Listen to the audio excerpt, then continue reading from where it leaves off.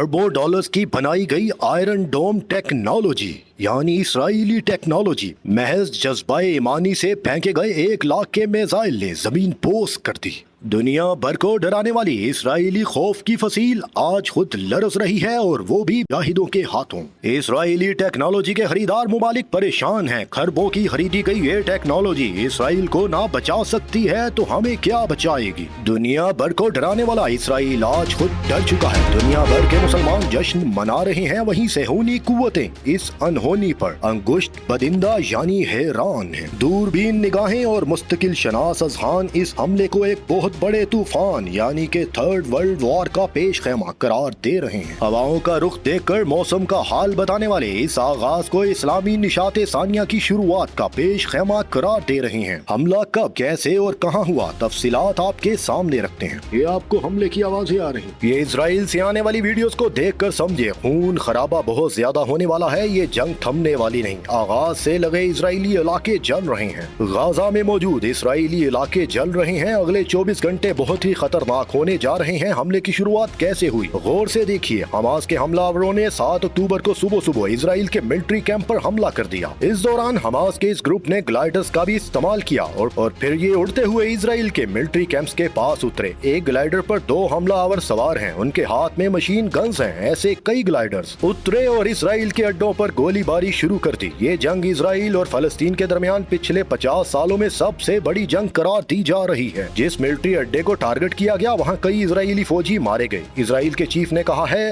Gaza पट्टी के पास 21 ऐसी लोकेशन हैं जहां बड़े हमले हुए हैं। इसलिए कहा जा सकता है कि इजराइल की खुफिया एजेंसी मोसाद इस हमले को पूरी तरह रोकने में नाकाम रही है। हमास की ट्रेनिंग को लेकर मोसाद अनजान रही। हमास की रॉकेट पावर को लेकर मोसाद अनजान रही। एक साथ इतने रॉकेट तैनात कर दिए गए लेकिन मोसाद को मिनट तक नहीं लगने दी। इजराइल पर हमले की एक बड़ी वजह बहुत दिनों से उबाल खा रही थी, जिसके बारे में पूरी दुनिया जानती है और इजराइल पर ऐसा हमला किसी भी वक्त हो सकता था। ये बात किसी से ढकी छुपी नहीं थी। इस हमले की बड़ी वजह गाजा के वेस्ट इलाकों में इजराइल का फौजी ऑपरेशन है। पिछले कई दिनों से वेस्ट बैंक जो फलस्तीन का हिस्सा है वहाँ इजराइल की फौज का ऑपरेशन जारी था। कई फलस्तीनी इसी ऑपरेशन में शहीद कर दिए गए, इसमें बच्चे भी शामिल थे। हमास के ऑपरेशन अल अक्सा फ्लड में इजराइल की फौज पर बहुत बड़ा हमला किया गया। इजराइल के टैंकों को ऐसे टारगेट किया गया कि उनके परखचे उड़ने लगे। हमास के हमलावरों ने इस टैंक को एक ही हमले में जला दिया। हमास ने अपने हमलावर मोटरसाइकिल पर सवार करके भेजे। हर मोटरसाइकिल पर 2-2 आदमी इजराइल के इलाकों में फैल गए। यहाँ पर ग्राउंड अटैक से बड़ा हवाई अटैक हुआ है। हमास ने इतने रॉकेट दागे कि इजराइल गिन भी ना पाया। इजराइल में हर तरफ इमरजेंसी सायरन की गूंज और अफरा तफरी फैल गई। हमास ने 7,000 से ज्यादा रॉकेट एक साथ इजराइल पर चलाए और इन 7,000 रॉकेट को रोकने में इजराइल पूरी तरह फेल हो गया। उनकी तमाम एजेंसियां एक्सपोज होगी। नेतन्याहू ने अपने डिफेंस सिस्टम के बारे में बहुत कुछ कहा हुआ था। उसका कहना था ये हर खतरे से बचा सकता है, यानी आयरन डोम टेक्नोलॉजी। लेकिन आज से पहले तक इस सिस्टम ने 90% ठीक काम किया है और हमास की तरफ से आने वाले रॉकेटों को हवा में ही खत्म किया है। और ये आयरन सिस्टम हर किस्म की गोलों, रॉकेटों और मिसाइलों को भी रोक सकता है। अब इजराइल की ये हालत देखकर लगता है उनका ये एयर डिफेंस सिस्टम यानी आयरन डोम